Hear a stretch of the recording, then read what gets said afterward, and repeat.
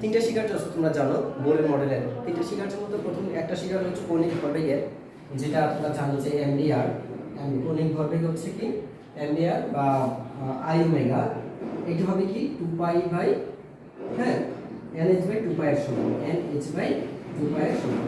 তো এইটা দিয়ে তোমরা ছোটখাটো ম্যাথ করতে পারো। এখানে ব্যাসার্ধ নির্ণয় বা ইলেকট্রন বেগ নির্ণয় আসতেই পারে। ঠিক আছে, বা চমৎকার ভ্রামক নির্ণয় এখানে বা কৌণিক বেগ, কক্ষপথের সংখ্যা, এগুলো হচ্ছে প্রশ্ন এখান থেকে আসতে পারে।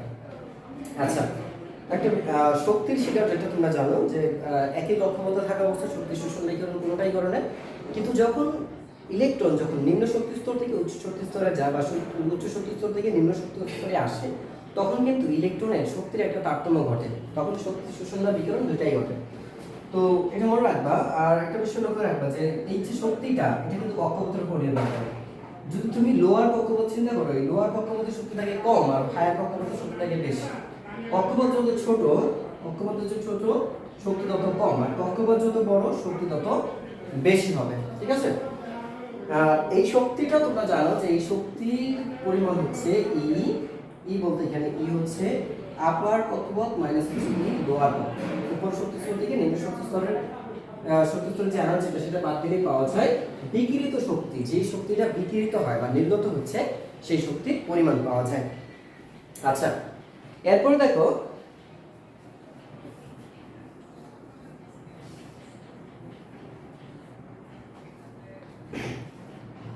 কক্ষপথে কোন কক্ষপথে ইলেকট্রন কত বেগে ঘুরছে সেটা বের করার জন্য আমরা একটা সূত্র জানি। আমাদের কক্ষপথের জন্য আমরা জানি E divided by 4 pi epsilon naught m r n square.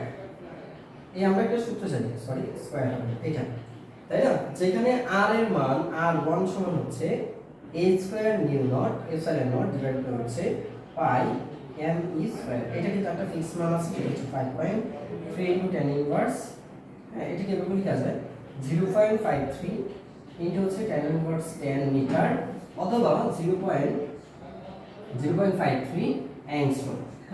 এটা হচ্ছে প্রথম কক্ষপথের ব্যাসার্ধ, বোরের ব্যাসার্ধ বলা হয় এটাকে। প্রথম কক্ষপথের ব্যাসার্ধ বা বোর ব্যাসার্ধ বলা হয়। বোরের ব্যাসার্ধের মানটা একটু মনে রাখবা, এটা হচ্ছে মিটার এককে আর এটা হচ্ছে অ্যাংস্ট্রম এককে। ঠিক আছে, আচ্ছা, তো তোমাদের এই যে সূত্রটা, এই সূত্র দিয়ে ম্যাথ আমার দরকার নাই অ্যাকচুয়ালি। এই সূত্রের মধ্যে যে বিষয়টা মনে রাখতে পারো সেটা হচ্ছে যে Vn সমানুপাতিক 1/√n Rn, অর্থাৎ কক্ষপথের ব্যাসার্ধ, কক্ষপথের বেগ, যে কোনো ইলেকট্রন বেগ হবে কক্ষপথের ব্যাসার্ধের বর্গমূলের ব্যস্তানুপাতিক। এই সম্পর্কটা তোমরা মনে রাখবে এখান থেকে। এটা দিয়ে বড় ম্যাথ দরকার নেই, শুধুমাত্র সম্পর্কটা মনে রাখবা যে কক্ষপথে যে কোনো ইলেকট্রনের বেগ হবে ওই কক্ষপথের ব্যাসার্ধের বর্গমূলের সমানুপাতিক। ঠিক আছে, আর কক্ষপথের ব্যাসার্ধ নির্ণয়ের সূত্র হচ্ছে Rn R1 square n square into n square R1, অর্থাৎ কক্ষপথের ব্যাসার্ধ Rn কক্ষপথের সংখ্যার বর্গের সমানুপাতিক। কক্ষপথ যত বড় হবে তার ব্যাসার্ধ বর্গের হারে বাড়তে থাকবে। যেমন দ্বিতীয় কক্ষপথের ব্যাসার্ধ কত 4, তৃতীয় কক্ষপথের ব্যাসার্ধ কত 9, চতুর্থ কক্ষপথের ব্যাসার্ধ কত, বর্গের হারে সেটা বাড়তে থাকবে। যতই মানে এটা হচ্ছে এই সংখ্যাটা মানে 9 গুণ, আগে যত ছিল ধরো 4, তার মানে কত গুণ বাড়ছে 4 গুণ। যদি এই n এর মান 4 হয় তাহলে হচ্ছে 16 গুণ বাড়বে ব্যাসার্ধ। ঠিক আছে, এইটা অথবা কক্ষপথ হবে কি ব্যাসার্ধের বর্গমূলের সমানুপাতিক, ব্যাসার্ধের বর্গমূলের সমানুপাতিক। nতম কক্ষপথের হবে nতম কক্ষপথের ব্যাসার্ধের বর্গমূলের সমানুপাতিক। এই যে সম্পর্কটা তোমাদের দেখাচ্ছি, এই সম্পর্কগুলো দিয়ে, অর্থাৎ এই ছোট্ট সূত্রটা দিয়ে ম্যাথ করার চেষ্টা করবা। এই এত বড় সূত্র দিয়ে ম্যাথ করা লাগবে না, এটা দিয়ে আসবে না। তোমরা প্রথম শক্তি স্তরে কি পরিমাণ শক্তি থাকে সেটা জানো যে প্রথম কক্ষপথে তোমরা জানো -13.6 ইলেকট্রন ভোল্ট অথবা তাকে 2.17 ইনটু হচ্ছে tan ইনভার্স 18 জুল, এই পরিমাণ শক্তি থাকে, তাই না? কিন্তু শক্তি এই যে মানটা তুমি দেখছো, শক্তির কিন্তু এটা সূত্র না, শক্তির একটা সূত্র আছে। সূত্র হচ্ছে আমরা জানি হচ্ছে m⁴ ডিভাইড বাই হচ্ছে 8h square epsilon naught square minus. এই যে শক্তিটা তোমরা দেখতে পাচ্ছ, এইটা হচ্ছে শক্তি সূত্র। এখন তুমি কি করবা? তোমার কিন্তু এইটা মনে রাখার কোনো দরকার নাই। তোমার হচ্ছে যেটা দরকার, তুমি যেটা করবা, এটা হচ্ছে প্রথম শক্তি স্তরের জন্য। দেখো, এটা হচ্ছে প্রথম শক্তি স্তরের জন্য, যখন n = 1, এখানে কিন্তু n আছে, n স্কয়ার আছে। এখানে এই যে মেইনত সূত্র শক্তির সূত্র হচ্ছে m⁴ divided by 8 h² epsilon naught square n square. তাহলে এই যে এইটুকুর মান হচ্ছে এইটুকুর মান হচ্ছে এইটা, বাট এর মানে হচ্ছে শক্তির গুণিতক সূত্র। এটা তুমি যদি E1 ধরো, E সমান হচ্ছে কি E1 সমান কি E1 ডিভাইডেড বাই হচ্ছে n স্কয়ার লিখতে পারো। E1 ডিভাইডেড বাই কি লিখতে পারো n স্কয়ার লিখতে পারো, ঠিক আছে। তাহলে দেখা যাচ্ছে শক্তি হচ্ছে কি কক্ষপথের বর্গের ব্যস্তানুপাতিক, কক্ষপথের বর্গের ব্যস্তানুপাতিক। শক্তি হচ্ছে কক্ষপথের বর্গের ব্যস্তানুপাতিক, এটা কিন্তু কক্ষপথের সংখ্যা, ঠিক আছে। তুমি এইটা দিয়ে ম্যাথ প্র্যাকটিস করবা, দুই একটা ম্যাথ দেখবা যেখানে E1 এর মান একদম মুখস্থ রাখতে হবে। Okay fine. পরের প্রশ্নে আসি আমরা কম্পাঙ্ক দেখো। রিডবার্ড ধ্রুবকের একটা সংখ্যা আমরা জানি।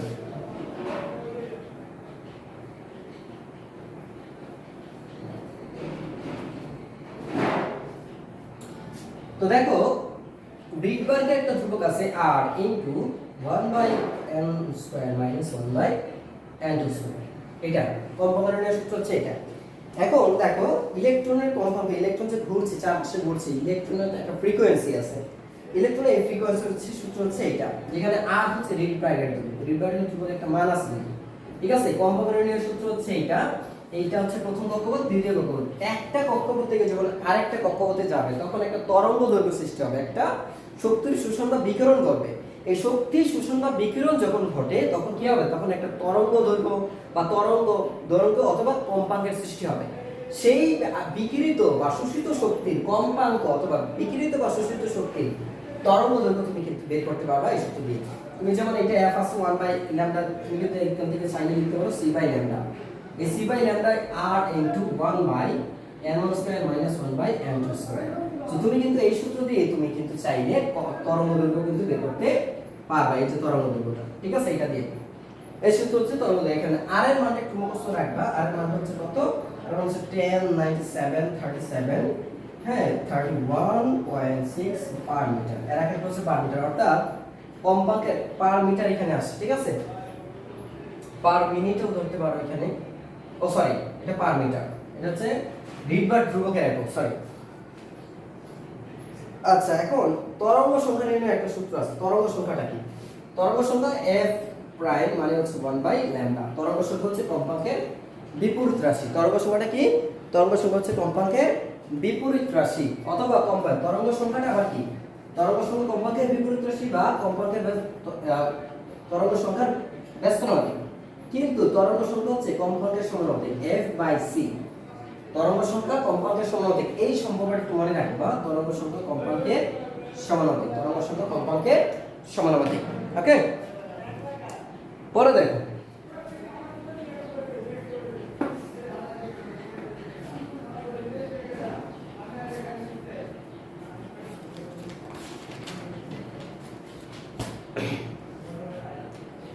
আমরা একটু জানি 1 AMU শক্তির পরিমাণ জানি। 1 AMU শক্তি হচ্ছে 931 ইলেকট্রন ভোল্ট, তাই না? Mega electron volt, mega electron volt. এটাকে জুলে হিসাব করে দেখো তুমি, ইলেকট্রন ভোল্ট বা জুলে হিসাব করবা। মেগা ইলেকট্রন ভোল্ট তো এটা পাইছি, অ্যাকচুয়াল মান হচ্ছে 938.5 মেগা ইলেকট্রন ভোল্ট এরকম। তো এর পাশে তুমি যেটা শিখবা একটু মনে রাখবা, তোমার মনে রাখার জন্য আছে যে নিউক্লিয়াসের যে ব্যাসার্ধ, নিউক্লিয়াসের ব্যাসার্ধ r হবে r0 ইনটু a 1/3। ঠিক আছে, এই নিউক্লিয়াসের ব্যাসার্ধটা হচ্ছে কি নিউক্লিয়াসের যে ভর সংখ্যার ঘনমূলের সমানুপাতিক। অর্থাৎ নিউক্লিয়াসের a হিসাব করতে পারো এই যে a, অর্থাৎ ঘনমূলের ব্যাসার্ধ। নিউক্লিয়াসের ব্যাসার্ধ নিউক্লিয়াসের ভর সংখ্যার ঘনমূলের সমানুপাতিক। নিউক্লিয়াসের ভর সংখ্যার ঘনমূলের সমানুপাতিক এটা। আর এইটা তো একটা ধ্রুবক, এইটার একটা মান আছে, সেই মানটা একটু মনে রাখবে। সেটা হচ্ছে 1.25 ইনটু 10 ইনভার্স 15 মিটার। ঠিক আছে, 1.25 ইনটু 10 ইনভার্স 15 মিটার মনে রাখবে। এরপরে তোমরা এখান থেকে যা একটু 9টা একটু পড়া মনে রেখে যাবা। Isotope, isobar, isotone. দেখো আইসোবার, আইসোটোন, তারপর হচ্ছে আইসোটোন, আইসোবার, আইসোবার। ঠিক আছে, এগুলো একটু সবাই দেখে যাবা। আইসোটোপ আর একটা আছে কি আইসোটোপ একটু দেখে যাবা। ঠিক আছে, সবাই কাজটা করবে, একটু দেখে যাবে, রিভিশন দিয়ে যাবে, এগুলো তোমরা সবাই পারো কোনটা কি।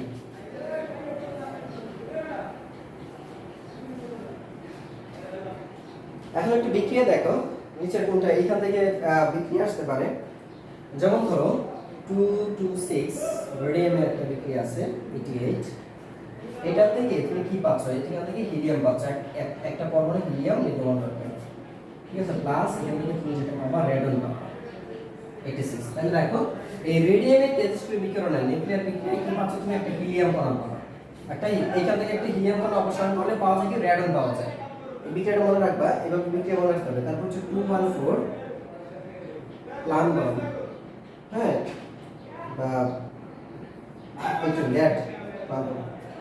এইখান থেকে তুমি যেটা পাবো দেখো, এইখান থেকে যদি একটা বিটা কণা সরানো হয় তাহলে বিস্মার্ট হয়ে যাবে। বিটা কণা সরানো মানে কি, মনে রাখো বিটা কণার কিন্তু ইলেকট্রন আছে কিন্তু ভর নাই, বিটা কণার ইলেকট্রন আছে কিন্তু কি এটা কিন্তু কোনো ভর নাই। তাহলে এখান থেকে তুমি পাবো কি 214 83 বিস্মার্ট পাবে। তারপর লেট 82, তো এখানে 214 ভর সংখ্যার কোনো পরিবর্তন হয় নাই, কিন্তু এখানে কি হয়েছে, একটি ইলেকট্রন সংখ্যার পরিবর্তন হয়েছে। এর কারণটা তুমি বলতে পারো যে একটি ইলেকট্রন সরাই দিলে একটা প্রোটন তো রয়ে গেছে, তাই না? তো প্রোটন যদি 82 আর একটা প্রোটন নিলে কয়টা হয় 83, ইলেকট্রন সরে গেছে, তার মানে কি আছে, নিরপেক্ষ তো নাই, একটা প্রোটন অতিরিক্ত আছে। এখানে প্রোটন আছে 82 আর এখানে একটা প্রোটন আছে অতিরিক্ত ইলেকট্রন, এখানে যেহেতু ইলেকট্রন সরে গেছে এক প্রোটন একটা পাওয়া যাবে, সো এই প্রোটন হচ্ছে 83, অর্থাৎ বিস্মার্ট পাওয়া যাবে। আর আমরা কয়েকটা বিক্রিয়া দেখি, দেখো অক্সিজেনের সাথে যদি এখানে একটু লক্ষ্য করে দেখো, এটার মধ্যে পার্থক্য রেখে দেখো, এটা কিন্তু মনে রাখতে হবে যে একটা এখানে দেখো, এটা কিন্তু তোমরা জানো নিউট্রন, ঠিক আছে, একটা ভুল হয় দেখো 10 এটা হচ্ছে নিউট্রন, বাট যদি 01 এটা কিন্তু পজিট্রন, ঠিক আছে, এটা নিউট্রন এটা হচ্ছে পজিট্রন, একটু ডিফারেন্ট কিন্তু দুটো ভালো করে মনে রাখো। অর্থাৎ একটা এটার সাথে সংযোজন বিক্রিয়ার মাধ্যমে কি পাচ্ছি আমরা, এখানে এটা সংযোজন বিক্রিয়া না, এখান থেকে একটা নিউট্রনের ধাক্কায় তৈরি হবে carbon isotope 13 carbon isotope plus হচ্ছে একটা হিলিয়াম কণা নির্গমন করবে। অ্যালুমিনিয়ামের সাথে যখন হিলিয়াম যুক্ত করবা তখন দেখা যাবে ফসফরাস এবং একটা নিউট্রন কণা পাওয়া যাবে। ফসফরাস থেকে লক্ষ্য করে দেখো, ফসফরাসকে ভাঙলে ফিউশন বিক্রিয়া অর্থাৎ ফিশন বিক্রিয়া পাচ্ছি আমরা সিলিকন পাচ্ছি, তারপর একটা পজিট্রন পাচ্ছি সিলিকন এবং একটা পজিট্রন। তো মনে রাখবো 101, পজিট্রন হচ্ছে 01 আর নিউট্রন হচ্ছে 10, ঠিক আছে। এরপর দেখো 10 মানে এটা হচ্ছে নিউট্রন, এই নিউট্রন যদি একটা আমরা এখানে ইউরেনিয়ামকে ধাক্কা দেয় পুশ করা হয় এটা দ্বারা, তাহলে এখান থেকে পাচ্ছ বেরিয়াম পাচ্ছ, ক্রিপ্টন পাচ্ছ এবং 3টা নিউট্রন পাচ্ছ, সাথে 200 মেগা ইলেকট্রন ভোল্ট শক্তি পাবা। আর বেরিয়াম থেকে একটা বিটা কণা সরাই দিলে এখানে পাচ্ছ তুমি কি 56 নাকি জানি,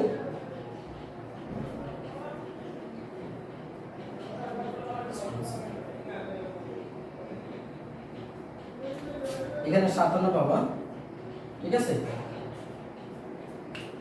তখন দেখো 156 বেরিয়াম তার বিটা কণা সরানোর পরে এখানে পাচ্ছি 140 এই যে 57, অর্থাৎ যখনই বিটা কণা তৈরি হবে একটা তখন একটা প্রোটন সংখ্যা বেড়ে যাবে। দেখো এখানে একটা বিটা কণা নির্গমন হচ্ছে মানে এখানে প্রোটন সংখ্যাটা বেড়ে গেছে, সিরিয়াম পাচ্ছি, এখানে বিটা আরেকটা নির্গমন হচ্ছে, এই বিক্রিয়াগুলো একবার একটু চোখে দেখা যাবে। এখানে একটা পার্থক্য আছে দেখো, এই যে এইটা আর এখানে লক্ষ্য করে দেখো, এটা দুটোর মধ্যে একটু পার্থক্য আছে। এখানে লক্ষ্য করে দেখো যে এখানে 10 আর এখানে 01, তো 10 যখন থাকে সেটা হচ্ছে নিউট্রন আর যখন 01 থাকে তখন সেটাকে বলি পজিট্রন। আরেকটা এখানে ডিফারেন্ট দেখো, মনে রাখবা যখন হিলিয়াম কণা নির্গমন করবে, হিলিয়াম কণা যুক্ত হবে তখন কিন্তু ভর বাড়বে, ঠিক আছে। তো এখানে ভর বেড়ে গেছে, দুই ঘরে যুক্ত হয়ে গেছে একটা নিউট্রন। এখানে লক্ষ্য করে দেখো এই যে 27 31, ভর যদি এক কমে যায় তার মানে বুঝা নিউট্রন তৈরি হবে, ভর এক কমে গেলে নিউট্রন তৈরি হবে। আর যদি প্রোটন সংখ্যা বেড়ে যায় তখন বুঝবা নিউট্রন নির্গত হয়েছে, বিটা নির্গমনে নিউট্রন সংখ্যা প্রতি ক্ষেত্রে বাড়বে, সরি প্রোটন সংখ্যা বাড়বে প্রতি ক্ষেত্রে একটা করে, যে বিটা নির্গমন হয়েছে একটা নিউট্রন বাড়ছে, এই যে বিটা নির্গমন করছে একটা প্রোটন বেড়ে গেছে। তো এই বিষয়গুলো, তো এই যে বিক্রিয়াগুলো এগুলো একটু দেখে যাবে, হ্যাঁ এই বিক্রিয়াগুলো একটু দেখে যাবে।